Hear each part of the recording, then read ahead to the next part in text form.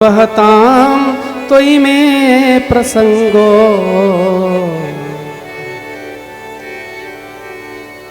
मुझे भक्ति प्रदान करना। भूयादनंत महताम अमलाशयाना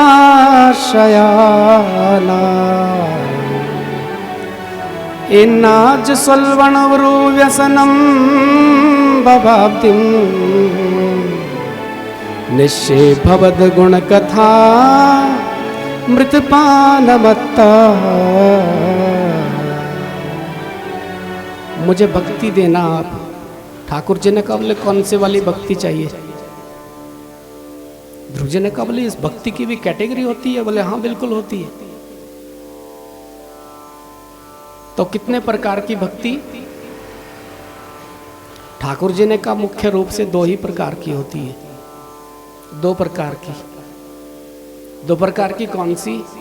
बोले एक गंदे वाली भक्ति, एक अच्छे वाली भक्ति। प्यार से बोलो जय श्री कृष्ण। जय श्री कृष्ण। आप बोलेंगे गंदे वाली भी भक्ति होती है? बोले हाँ बिल्कुल होती है।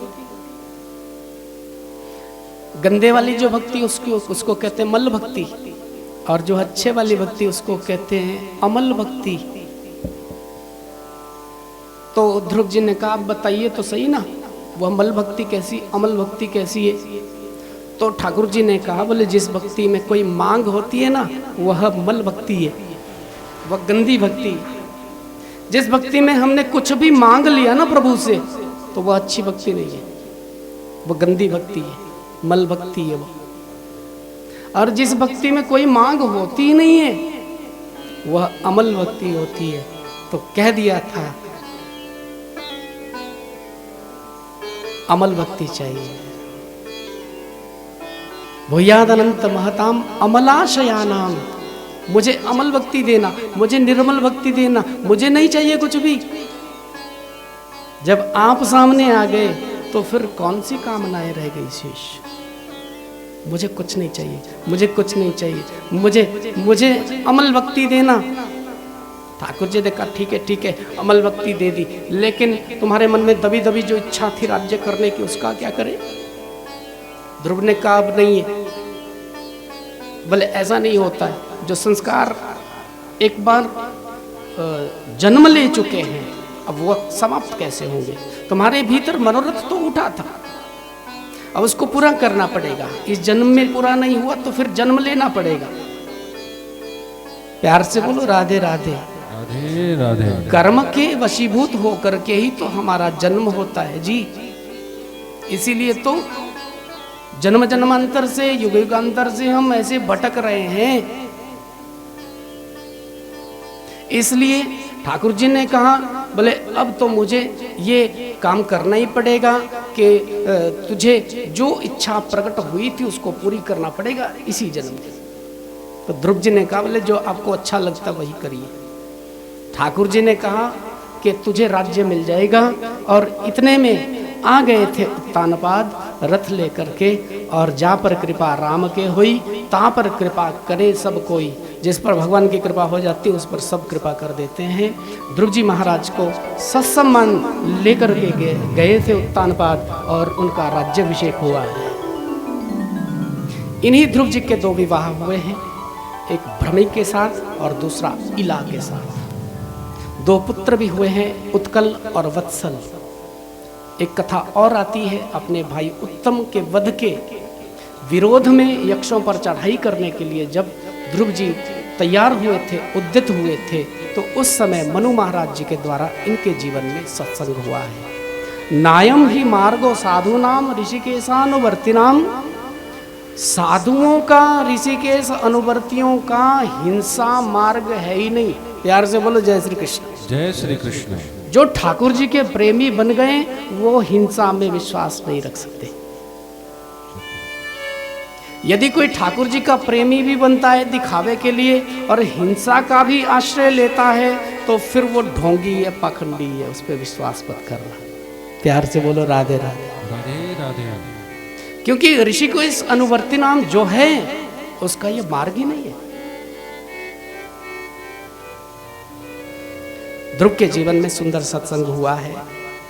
36,000 वर्षों तक राज्य करने के पश्चात जब मृत्यु देवी आई थी सामने तो ध्रुव जी ने उस मृत्यु को ही सीढ़ी बना लिया था।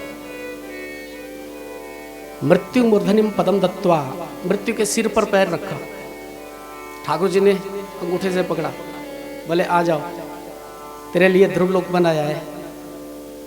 नामे भक्त प्रणश्यति, मेरे भक्त का विनाश नहीं होता है। वो आज भी स्थिर हो गया उत्तर दिशा में।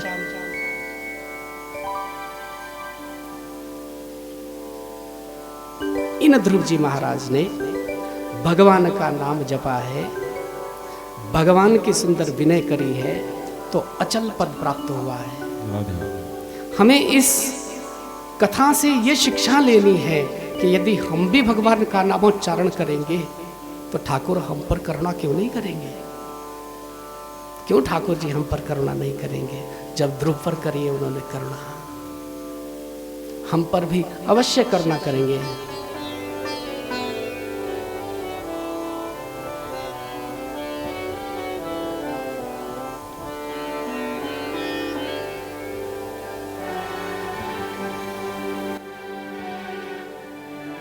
तुलसीदास जी ने बड़ी सुंदर चौपाई एक रामचरितमानस में कही है। ध्रुव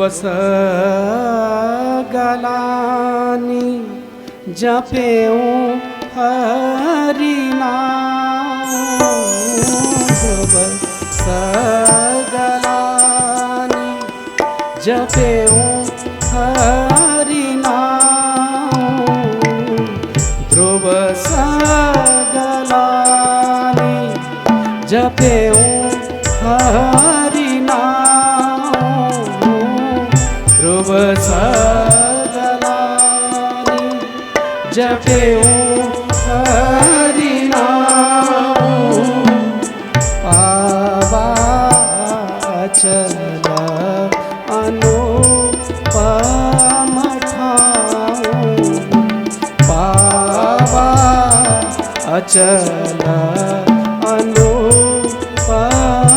ठाऊं, ध्रुव सगलानी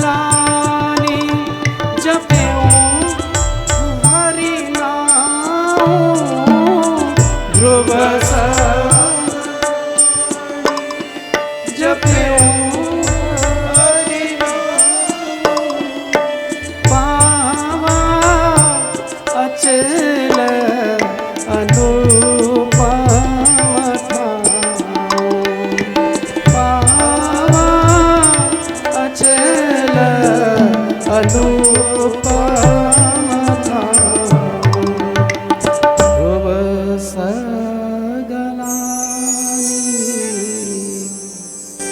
ध्रुव ने गलानी से हरि नाम जपा था। बहुत ध्यान देना आप लोग, कैसे जपाए? गलानी से जपा है। माता ने थोड़ा सा ठोकर लगाई थी ना, थोड़ा क्रोध दिलवाया था, तो जाकर के हरि नाम जपा है। गलानी से हरि नाम जपा है तो अचल अनुपम उसको स्थान मिला है। और हम लोग अगर प्रेम से जपेंगे तो हमें कौन सा स्थान मिलेगा? इसकी कल्पना भी नहीं की जा सकती। और फिर स्थान मिले ना मिले इसकी चिंता भी क्यों कर रही? इसकी चिंता भी क्यों कर रहे हैं हम? जहां ले चलेंगे वहां हम चलेंगे, जहां नाथ रख देंगे वहीं हम रहेंगे। वेद कहता है कि 5 प्रकार की मुक्तियों में एक मुक्ति का नाम है सालोक्य मुक्ति। भक्त लोग इसी की कामना करते केवल। हमें भक्ति में, हमने अपने प्रेम में सिर्फ अपना सानिध्य देना। ठाकुर हम आपके साथ रहे, हम आपके साथ रहे, जहां भी रहे आपके साथ रहे हम।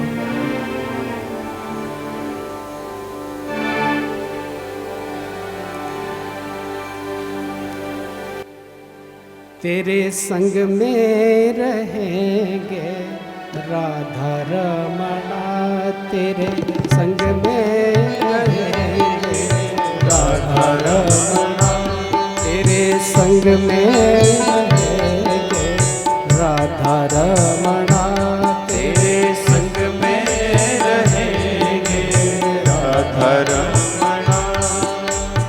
राधा रमणा राधा माधवा राधा रमणा राधा माधवा राधा रमणा राधा वल्लभा राधा रमणा राधा रमणा। हम कुछ ना कहेंगे राधा रमणा हम कुछ ना कहेंगे राधा रमणा।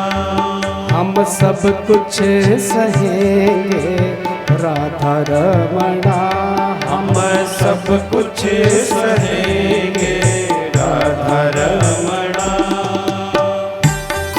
सुंदर विनय है। ताली सेवा करते हुए ठाकुर जी को हम पुकारे।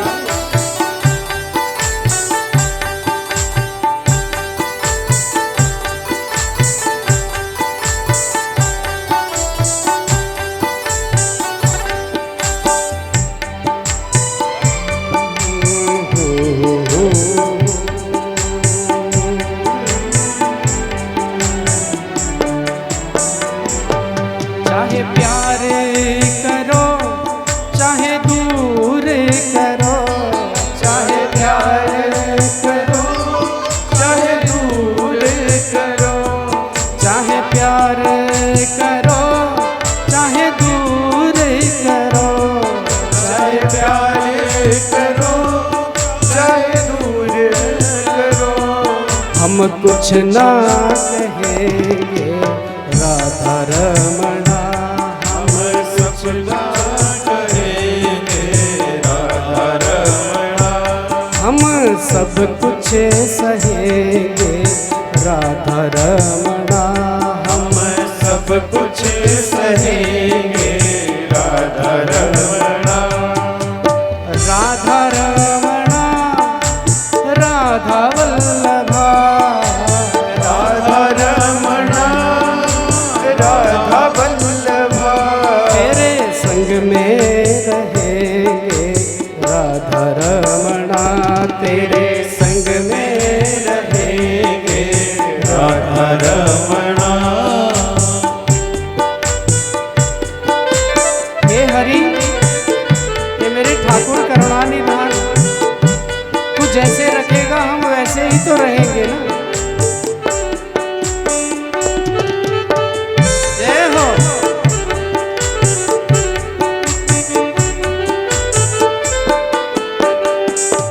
तुम चंदन बनो हम पानी बने, तुम चंदन बनो हम पानी बने।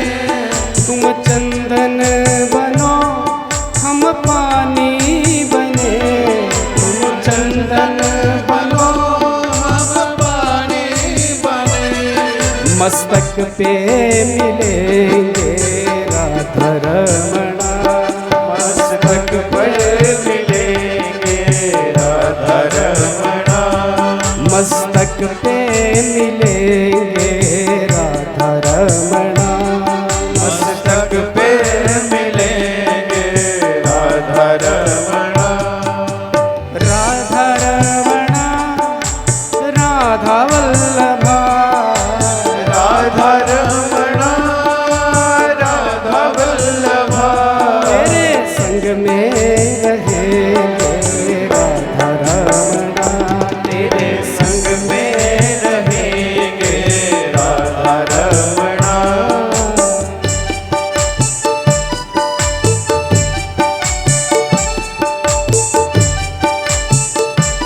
कहाँ कहाँ बचोगे हमसे, तुम जहाँ भी रहो हमें पाओगे साथ में।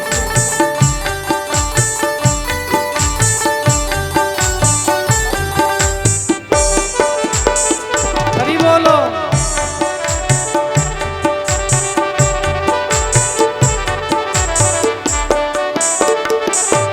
तुम मोती बनो हम धागा बने, तुम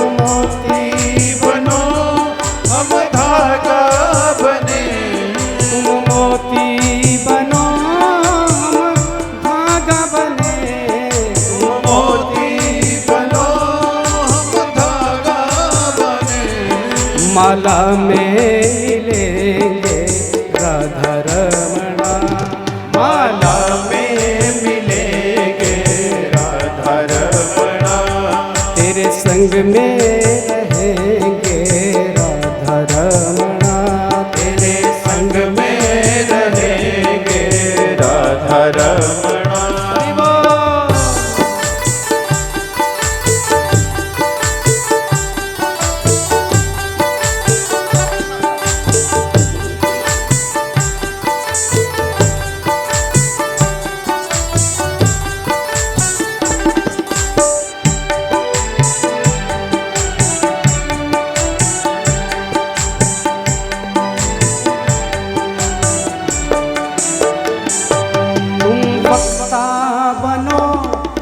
श्रोता बने, तुम वक्ता बनो हम श्रोता बने, तुम वक्ता बनो हम श्रोता बने, तुम वक्ता बनो हम श्रोता बने, सत्संग में मिलेंगे राधा रमणा, सत्संग में मिलेंगे राधा रमणा, हे राधा रमणा राधा माधवा, राधा रमणा राधा माधवा, तेरे संग में रहेंगे राधा रमणा, तेरे संग में रहेंगे राधा रमणा, हम सब कुछ सहेंगे राधा रमणा, हम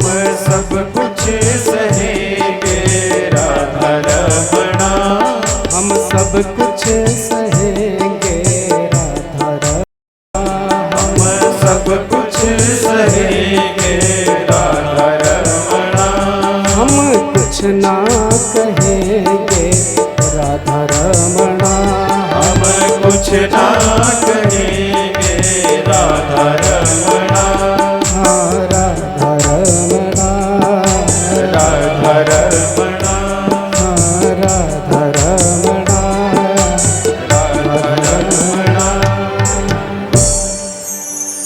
बोलिए भक्तवत्सल भगवान की जय।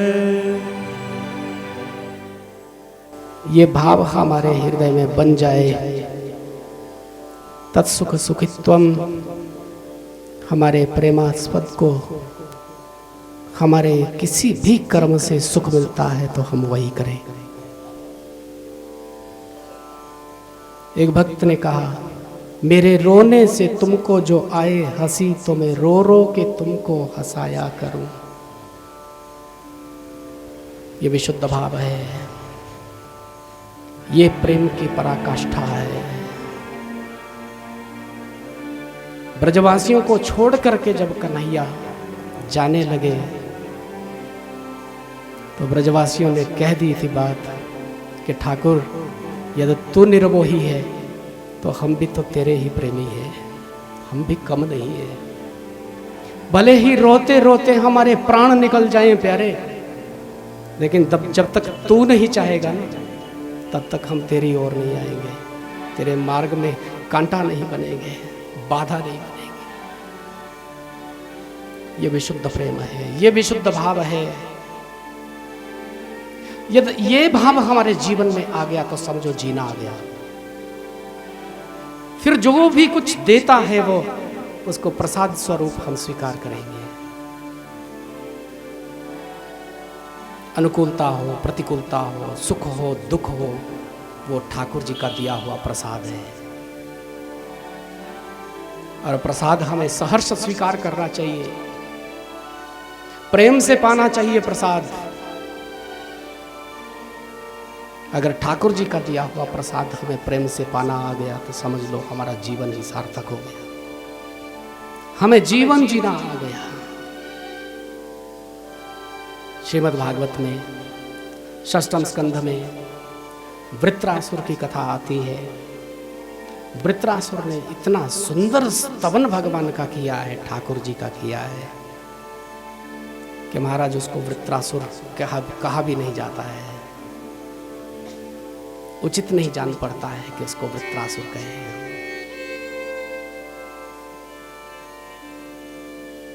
वृत्र ने इतना सुंदर स्तवन किया है, जब त्रिलोकी पर अधिकार कर लिया था वृत्र ने, तो देवराज इंद्र दधीची की हड्डियों का वज्र तैयार करके वृत्र को मारने के लिए आया है। ऐरावत हाथी पर बैठा हुआ इंद्र अपनी बहुत बड़ी भारी सेना लेकर के वृत्रासुर के सामने उपस्थित हुआ है। और उस युद्ध भूमि में जब वृत्र पर प्रहार करने के लिए उद्यत हुआ था देवराज इंद्र, तो उसी समय वृत्र ने उस वज्र को देखा है तो प्रभु का दर्शन हो गया है। घुटनों के बल बैठ गया था युद्ध भूमि में। देवराज इंद्र से कहा है कि इंद्र, मुझे स्वर्ग का राज्य नहीं चाहिए, मुझे त्रिलोकी का राज्य भी नहीं चाहिए, मुझे जो चाहिए था वो मिल गया है। मेरे प्रभु ने जो झलक दिखाई, जो झांकी दिखाई है, वह मेरे लिए पर्याप्त है।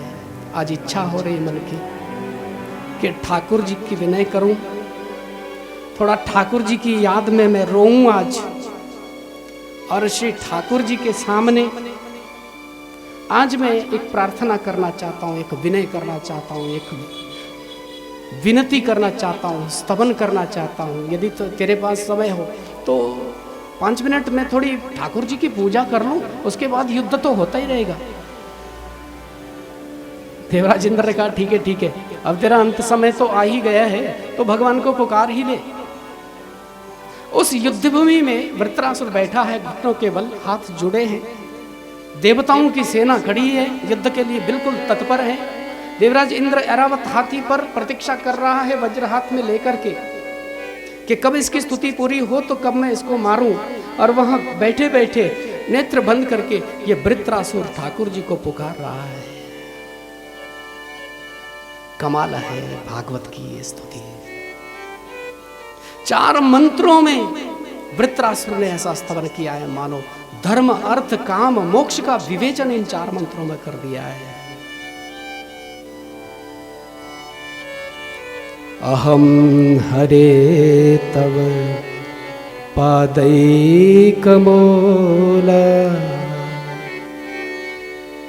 दासानो दासो भवितास्मि भूय मनः स्मरेता सुपते गुणास्ते गृणीतवा कर्म करो तू कायः अहम हरे तब पादैकमूल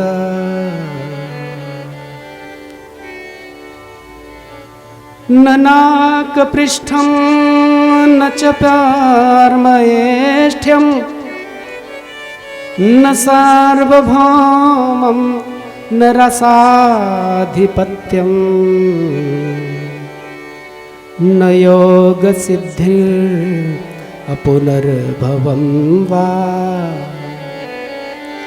समञ्जस्य त्वाविरहय्या आकांक्षे अजात पक्षा इव मातरम खगाः स्तन्यं यथा वत्सतरा क्षुधार्ता प्रियं प्रियैव विशुतं विषण्णा मनोरविन्दाक्ष दिदृक्षिते ममोत्तम श्लोक जनेषु सख्यं संसार चक्रे भ्रमता स्वकर्मभिः त्वन्मायया मात्मजदारगेः स्वासक्त चित्तस्य न नाथ भूयात् अहम हरे तब पादैक मोरा। केवल 4 मंत्रों में स्तवन किया महाराज जी। वृत्रासुर कह रहा है कि हे ठाकुर, मैं और कुछ नहीं चाहता, कुछ नहीं मांगता हूँ, केवल इतना चाहता हूँ कि तेरे चरणों के जो दास हैं, उनके जो दास हैं और उनके जो दास हैं, जो दासानुदास हैं, उनके चरण कमलों की सेवा मुझे मिल जाए तो मेरा जीवन धन्य हो जाए। मैं भक्त कहलाने का अधिकारी नहीं, मैं आपसे प्रेम करने का अधिकारी नहीं, तेरे प्रेमियों की मंडली में मैं शामिल हो जाऊं, तेरे प्रेमियों का सानिध्य मिले ठाकुर। मेरी ये वाणी तेरा गुणगान करती रहे। न नाक पृष्ठम, मुझे स्वर्ग नहीं चाहिए, न च पारमेष्ठम, कोई परम गति भी नहीं चाहिए, न सार्वभौमम, कोई सार्वभौम का राज्य नहीं चाहिए ठाकुर, न रसाधिपत्यम, रसातल का राज्य भी नहीं चाहिए, न योग सिद्धि, योग भी नहीं चाहिए, सिद्धि भी नहीं चाहिए, अपुनर्भवम वा, यहां तक कह दिया महाराज मित्र ने, मुझे मुक्ति भी नहीं चाहिए। यदि हम समझते होंगे कि मैं विनय कर रहा हूं, प्रार्थना कर रहा हूं क्योंकि मृत्यु आ गई है तो मुक्ति मांग रहा होगा, मुझे मुक्ति नहीं देना, मुझे नहीं चाहिए मुक्ति। तो ठाकुर जी ने कहा फिर चाहिए का। वृत्रासुर कह रहा है कि मैं तो केवल एक वचन चाहता हूं, केवल एक ही इच्छा है जीवन की कि आपके विरह में मैं अश्रुपात करता रहूं, आपके विरह में रोता रहूं, आपके विरह की आकांक्षा है। अरे बाहर वृत्र, सब ठाकुर जी को मिलने के लिए तड़प रहे हैं और तू विरह मांग रहा है। वृत्र जानता है कि मिलन में वह आनंद नहीं है जो विरह में है। ब्रज के विरही लोग बेचारे, जो कोई श्याम श्याम पुकारे, ब्रजवासियों के विरह से भी हमें ये शिक्षा लेनी चाहिए कि ठाकुर जी की याद में रोने में भी आनंद है, रोने में भी आनंद है। वृत्र कहता है अजात पक्षा इव मातरम खगाहा, ठाकुर मैं आपकी राह निहार रहा हूं, कब आप आओगे? जैसे एक छोटा सा पक्षी का बच्चा है जिसके पंख अभी कोमल हैं, वो उड़ नहीं सकता है, अजात पक्षा, उड़ने के योग्य नहीं है, अपनी माता की प्रतीक्षा करता है, कब मेरी माँ आएगी, कब मुझे दाना खिलाएगी, और अपने घोंसले में दुबक करके बैठा रहता है। जो चिड़िया मैया के आने पर बहुत शोरगुल करता है, बड़ी चहचहाट करता है, लेकिन जब माता चली जाती है तो बिल्कुल दुबक करके बैठा रहता है। जब माँ आती है तो चींची चींची फिर चहचहाट करना शुरू कर देता है। माता दाना बिखेरती है, वह उठाता नहीं है। इतना असहाय है, इतना डिपेंडेंट है। तो चिड़िया माता फिर से चोंच में उस दाने को उठाती और उसकी चोंच में डालती है। वृत्र कह रहा है कि ठाकुर जी मेरी ऐसी ही दशा है कुछ, मैं इस योग्य नहीं हूं, मैं उस पक्षी की तरह आपकी राह देख रहा हूं, आपका मार्ग देख रहा हूं। स्तन्यम यथावत सत्राक्ष सुधारता, एक और उदाहरण दिया था वृत्र ने, जिस प्रकार एक छोटा सा बछड़ा अपनी गैया माता की प्रतीक्षा करता है, कब वो आएगी, कब मुझे दूध पीने को मिलेगा। जब गैया माता सामने आती तो रंभाने लग जाता है, पूंछ हिलाने लग जाता है, उछलने लग जाता है। ऐसे ही मुझे आपका आश्रय है, आपका सहारा है, आपके ही सहारे तो मैं सब कार्य करता हूं। प्यार से कहिए जय श्री कृष्ण। ठाकुर जी ने कहा भाई देख वृत्र, तूने पक्षी का उदाहरण दिया, अब पक्षी को तो भय लगता है ना, जब मां चली जाती तो भय लगता है, इसलिए भय के मारे वो दुबक करके बैठा रहता है। तो इसमें उसका स्वार्थ है, और जहां स्वार्थ होता है वहां मेरा मिलन नहीं होता। जो बछड़े की बात तूने कही, उस बछड़े के तो भूख लगी होती है, तो उसका भी स्वार्थ है। और जहां स्वार्थ होता है वहां मैं नहीं मिल सकता। तो फिर वृत्र ने एक और बहुत सुंदर उदाहरण दिया था। बोले ठाकुर जी आप हैं प्रेमी और मैं हूं आपकी प्रेमिका। प्रियम प्रियैव विशुतम विषन्ना। जिस प्रकार से विदेश गए हुए पति की प्रतीक्षा अपने प्रियतम की प्रतीक्षा उसके प्रियतमा करती है, वैसे ही आपकी प्रतीक्षा मैं कर रहा हूं। आपकी प्रतीक्षा कर रहा हूं, कब आप आओगे, कब मुझे अपनाओगे। इतनी सुंदर स्तवन को सुनकर के ठाकुर जी ने ऐलान कर दिया था, वृत्र घबराना नहीं, तू मेरा है, मैंने तुझे स्वीकार कर दिया। इंद्र ने कहा भैया तेरी स्तुति समाप्त हो गई हो तो फिर युद्ध करें हम। वृत्र ने कहा हाँ ठाकुर जी ने इशारा कर दिया है, अब हमारी स्तुति तो हो गई, अब करते हैं युद्ध। आया था देवराज इंद्र रावत हाथी पर बैठ करके, और वो वज्र हाथ में लिया हुआ है, और तीव्र गति से जब आ रहा था वृत्र ने अपना मुख खोला है और हाथी सहित देवराज इंद्र को निगल गया, गटक गया। हाहाकार हो गया देवों की सेना में और सब भागने लगे इधर उधर। अंधेरा छा गया, देवराज इंद्र को निगल लिया, देवराज इंद्र को गटक लिया, देवराज इंद्र समाप्त हो गए। वो निगल गया था, गटक गया था, मुंह बंद कर दिया, आराम से सो गया। देवराज इंद्र ने भीतर से उसके पेट को काटना शुरू किया।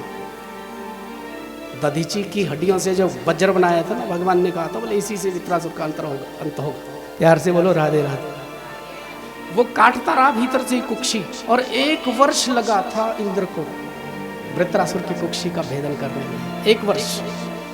1 वर्ष के बाद पेट फाड़ करके बाहर निकला, जान बचा करके, प्राण बचा करके भागा था, और वृत्रासुर की मृत्यु नहीं हुई, वृत्रासुर की मुक्ति हो गई। प्यार से बोलो जय श्री कृष्ण। उसी समय वृत्रासुर के शरीर से एक दिव्य ज्योति निकली है, 7 बार आकाश मंडल में घूमते हुए भगवान के चरणों में विलीन हो गई है।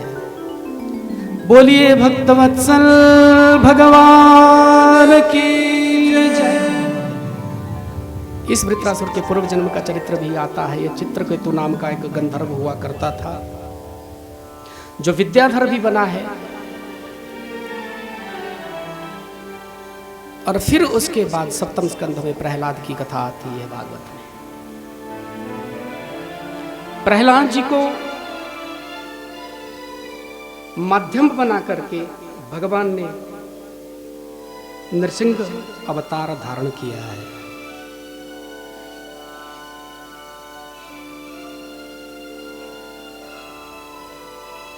ये भी भरोसे की कथा है। प्रहलाद को महाराज इतना भरोसा है भगवान पर, इतना भरोसा है कि हिरण्यकश्यप प्रहलाद को मारने के लिए इतने यत्न करता है कि वो सब यत्न फेल हो जाते हैं, असफल हो जाते हैं। अपने सैनिकों को जब भेजा था तो बड़े ही तीखे अस्त्र शस्त्र लेकर के वो जब प्रहलाद पर वार करते हैं तो सब अस्त्र शस्त्र टूट जाते हैं, क्योंकि प्रहलाद तो भगवान का नाम जपता है। हिरण्यकश्यप ने जब पूछा था कि ये कैसे किया तूने, तो प्रहलाद ने कहा था कि जनार्दन के नाम का प्रभाव है, ये ठाकुर जी के नाम का प्रभाव है। ये वही प्रहलाद हैं जिन्होंने अपने पिता हिरण्यकश्यप को नवधा भक्ति सिखाई है। प्यार से कहो जय श्री कृष्ण। पिताजी को पढ़ाया था बेटे ने, बच्चे नहीं। वैसे तो बाप ही पढ़ाते हैं बच्चे को, लेकिन प्रहलाद तो बाप का भी बाप है, क्योंकि ये प्रभु है महाराज। प्रहलाद ने अपने पिता की गोद में बैठ करके उनको समझाया, पाठ पढ़ाया। बोले पिताजी सुनो, श्रवणम कीर्तनम विष्णु स्मरणम पाद सेवनम अर्चनम वंदनम दास्यम सख्यमात्म निवेदनम इति पुंसार्पिता विष्णु भक्तिश्चैव नवलक्षणा क्रियते भगवत्यध्यात्मन्ने धीतमुत्तमम्। भगवान के नाम को सुनना पहली भक्ति है पिताजी। उनका कीर्तन करना दूसरी भक्ति है, उनकी याद करना तीसरी भक्ति है, उनके चरणों की सेवा करना चौथी भक्ति है, उनका अर्चन करना पूजन करना ये पांचवी भक्ति है, उनको वंदन कर लेना छठी भक्ति है, उनका दासत्व स्वीकार कर लेना सातवीं भक्ति है, ठाकुर जी को अपना सखा मान लेना मित्र मान लेना ये आठवीं भक्ति है, और उनको सर्वस्व समर्पित कर देना आत्मनिवेदित कर देना ये नवम भक्ति है। आपको जो पसंद आती है एक चुन लेना, जो भी भक्ति आपको अच्छी लगती है उस एक भक्ति का आश्रय जीवन में ले लेना, और ठाकुर जी प्रसन्न हो जाएंगे, ठाकुर जी की प्राप्ति हो जाएगी, जीवन का परमोच्च लक्ष्य प्राप्त हो जाएगा। वैर ले लिया था प्रहलाद से हिरण्यकश्यपु ने, पहाड़ की चोटी से गिराते हैं तो ठाकुर अपनी गोद में उठा लेते हैं, तेल के कढ़ा में डालते हैं, गर्म तेल के कढ़ा में जैसे डाला गया था प्रहलाद को तो तेल ही ठंडा हो गया, और खंभे को जब उसको छाती से लगाने का आदेश हुआ था, गर्म लोहे का खंभा है और तमतमाते हुए इस खंभे को गले से लगाने के लिए हिरण्यकश्यपु ने कहा कि तू कहता है कि सब जगह तेरा भगवान रहता है, क्या इस स्तंभ में भी वो रहता है, क्या इस खंभे में भी तेरा भगवान है? तो प्रहलाद ने कहा बोले हाँ है। तो हिरण्यकश्यपु ने कहा मुझे तो दिखता नहीं, कहाँ है? प्रहलाद ने कहा दृश्यते, मुझे तो दिखता है, आपको नहीं दिखता ये अलग बात है, लेकिन मुझे दिखता है। बोले तुझे कैसे दिखता है? प्रहलाद ने कहा बोले मेरे पास जो नेत्र है ना, मेरे पास जो नजर है, मेरे पास जो आंखें हैं वो आपके पास नहीं है। मेरी आंखों से देखो तो मेरा दिलदार नजर आएगा, मेरे जैसी नजर चाहिए पिताजी। किसी ने कहा बोले खंबे में रहते भगवान, प्यार से बोलो राधे राधे। अब अपने घर के खंबे मत तोड़ने लग जाना आप, कि आज हमने कथा सुनी है तो 2-4 खंबे तोड़ने लग जाएंगे हथौड़ा उठा करके। वह सब जगह रहता है, सर्वव्यापी तो है ही है, तो फिर खंबे में क्यों नहीं है? खंबे में भी है। लेकिन सबसे बड़ी बात भगवान कहाँ रहता है? बोले भगवान तो भक्त के वचन में रहता है। कहाँ रहता है जी? भक्त के वचन में रहता है। जब भक्त ने कह दिया तो खंबे में है, तो खंबे में आना ही पड़ेगा ना उनको। तो उसका वचन झूठा थोड़ी होगा, उसका भरोसा थोड़ी तोड़ा जाएगा। नामदेव तो कुत्ते में से भगवान को प्रकट कर लेता, एक नाथ जी गधे में से भगवान को प्रकट कर लेते। अरे कहां से प्रकट नहीं किया भक्तों ने भगवान को। तो प्रेमियों के वचन में भगवान रहता है। जैसे उस खंभे पर संध्या के समय में हिरण्यकश्यपु ने प्रहार किया था, तो भयंकर गर्जना करते हुए नरसिंहदेव प्रकट हो गए। बोलिए नरसिंह भगवान की जय, श्री नरसिंह भगवान की जय जयकार हो गई है। देवताओं ने पुष्प वृष्टि करी है, सब देवता लोग आए हैं और भगवान का स्तवन करने के लिए उद्यत हुए हैं। इतने में भयंकर गर्जना करते हुए भगवान नरसिंह ने हिरण्यकश्यपु को पकड़ा है, दरवाजे के बीच दहलीज पर बैठ गए हैं। हिरण्यकश्यपु से कहते हैं, हिरण्यकश्यपु दिन है या रात है? बोले प्रभु न दिन है न रात है, तुम जमीन पर हो या आकाश में हो? न जमीन पर न आकाश में, आपकी गोद में हो। अच्छा हिरण्यकश्यपु, मेरे हाथ में कोई अस्त्र शस्त्र तो नहीं है? बोले आपको अस्त्र शस्त्र रखने की जरूरत ही क्या है? आपके जो ये विकराल नख है ना, यही पर्याप्त है। हिरण्यकश्यपु, मैं ब्रह्मा की सृष्टि का बनाया हुआ कोई जीव तो नहीं हूं। बोले ठाकुर जी विचित्र लग रहे हैं आप, अद्भुत लग रहे हैं, ब्रह्मा जी ऐसी आकृति बना ही नहीं सकते। और कैसी बातें कर रहे हैं आप ब्रह्मा की सृष्टि के अंतर्गत कैसे आएंगे? ब्रह्मा को बनाने वाले तो आप ही हैं। तो फिर कर दूं उद्धार? तो हिरण्यकश्यपु ने कहा नहीं नहीं, एक शर्त रह गई, मैंने तपस्या की थी ब्रह्मा जी की और बहुत सारे वरदान मांगे थे। बोले कौन सी शर्त है, जल्दी बता। हिरण्यकश्यपु ने कहा मैंने वरदान मांगा था कि 12 महीनों में मेरी मृत्यु नहीं होनी चाहिए। प्यार से बोलो जय श्री कृष्ण। भगवान ने कहा था बोले भले आदमी, मुझे पहले से ही पता था कि तू यही कहेगा। तो 12वां महीना नहीं 13वां महीना मैंने बनाया स्पेशल तेरे लिए। ये अधिमास चल रहा है, 12वां नहीं है 13वां है। देखते ही देखते हिरण्यकश्यप के पेट को विदीर्ण कर दिया है, आंतों को निकाल करके गले में धारण करते हैं और नृत्य करते हैं। ठाकुर गर्जना करते हुए विकराल नृत्य कर रहे हैं। घबरा गए थे देवता लोग।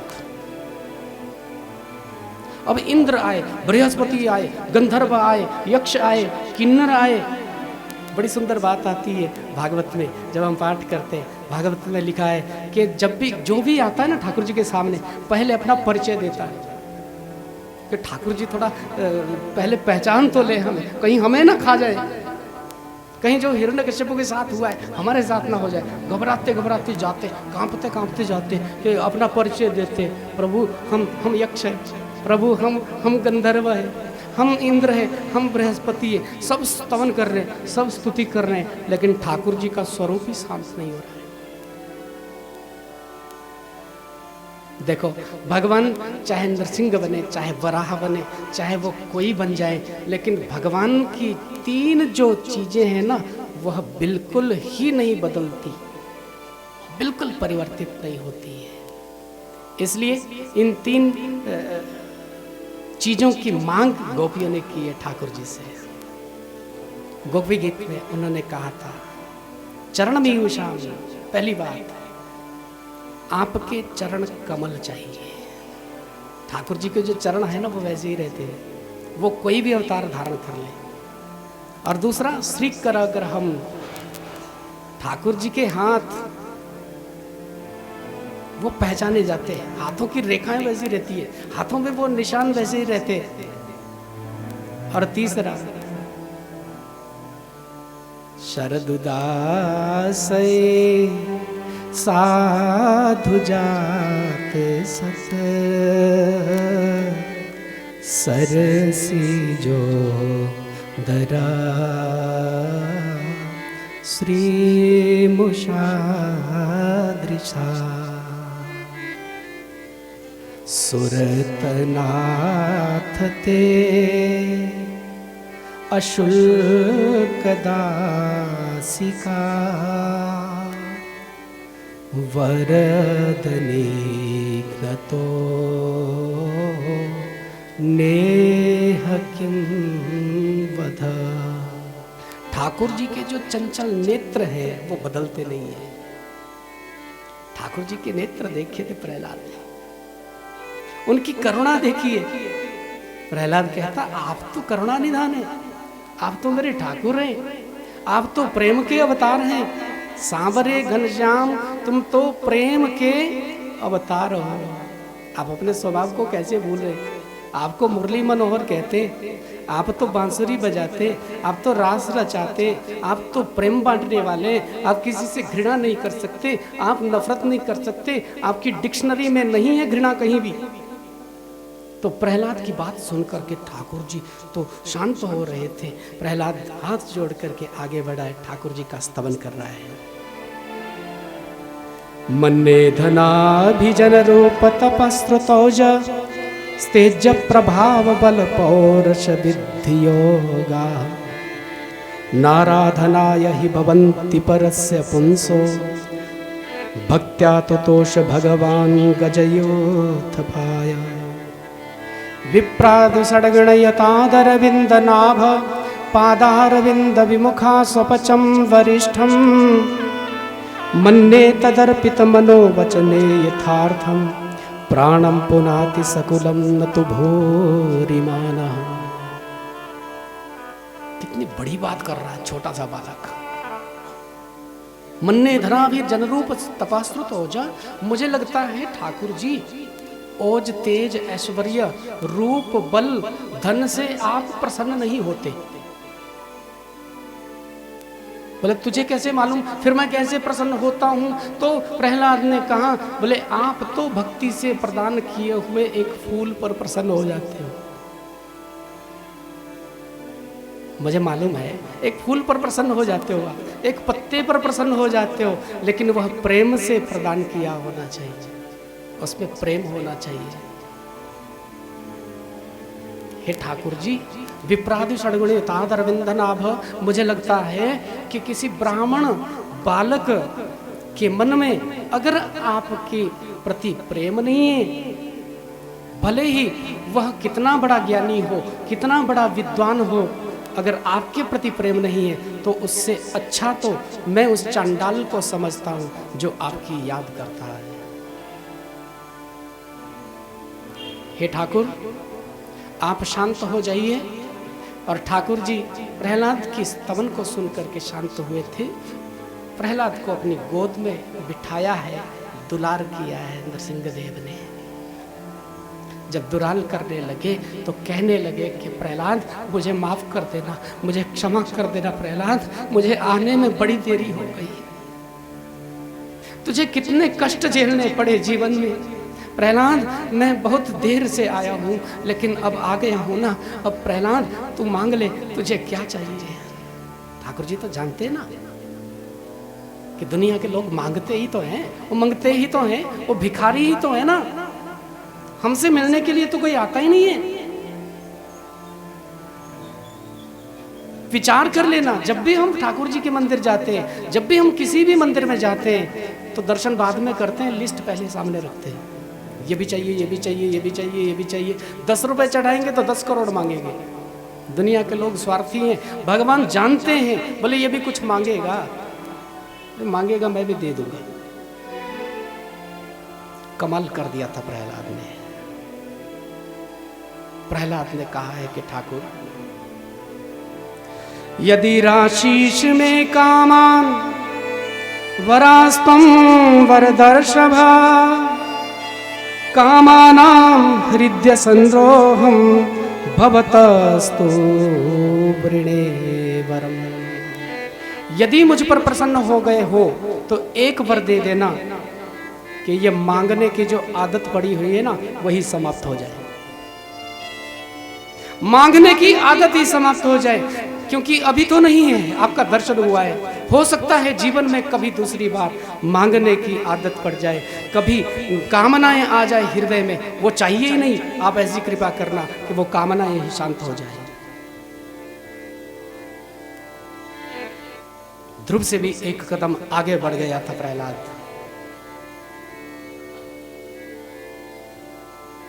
और वर मांगा है कि मेरे पिताजी ने आपसे विरोध लिया है, इनकी दुर्गति हुई है। ठाकुर जी ने कहा बिल्कुल गलत, इनकी दुर्गति नहीं हुई है, क्योंकि जिसको हम मारते हैं उसको भी हम तार ही देते हैं, ये मेरा पार्षद ही तो है। तुझे क्या लगता है प्रहलाद, जिस वंश में प्रहलाद जैसा परम लाडला भक्त पैदा होता है, उस वंश की 21 पीढ़ियां पीछे वाली और 21 पीढ़ियां आगे वाली तर जाती है। प्रहलाद को सुंदर वरदान दिया है। युधिष्ठिर नारद संवाद के अंतर्गत 4 वर्णों 4 आश्रमों का वर्णन मिलता है। फिर अष्टम स्कंध में मनवंतरों की कथा आती है। बोले राधा वर्ष कृष्ण चंद्र भगवान की जय।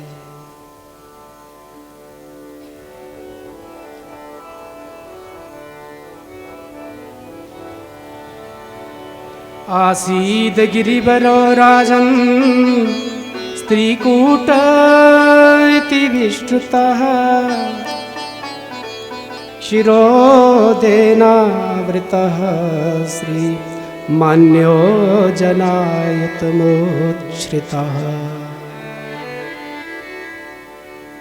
सुखदेव जी बड़ा सुंदर वर्णन कर रहे हैं। राजन, त्रिकूट पर्वत के ऊपर एक हाथी रहता था, गजराज रहता था, महाबलशाली गजराज, बहुत बड़ा भरा पूरा परिवार है। 50 पत्नियां हैं, हजारों बच्चे हैं, बहुत बड़ा खानदान है हाथी का। और जब चलता है परिवार के साथ तो धरती हिलने लग जाती है, सिंह भी घबरा जाते हैं इसके चिंगाड़ से। एक दिन अपने बच्चों के साथ थोड़ा सरोवर के तीर चला था और जाकर के स्नान करते हैं, विहार करते हैं, क्रीड़ा करते हैं। हाथी के छोटे छोटे बच्चे अपनी सुंड में जल उठाते हैं, कीचड़ उठाते, पिताजी पर फेंकते, अपनी माताओं पर फेंकते, आपस में खेल रही हैं, क्रीड़ा कर रहे हैं। इतने में हाथी को लगा कि हमारे पैर को किसी ने पकड़ लिया है। विचार किया, हम तो राजा हैं, गजेंद्र हैं हम, छोटा सा जीव होगा, कोई जलीय जीव, और गलती से उसने हमारे पैर को पकड़ा। जब पता चलेगा कि राजा का पैर पकड़ा है तो फिर माफी मांगेगा, हम भी क्षमा कर देंगे, बड़ों को क्षमा कर देनी चाहिए। अभी विचार ही कर रहा था, इतने में थोड़ा दर्द होने लगा जी। वो नीचे को खींचने लगा हाथी को, और उस मटमैले जल में जैसे हाथी ने ध्यान से देखा था, उस जल में विशाल का एक ग्रह बैठा है, मगरमच्छ है विशाल का है, और उसने हाथी के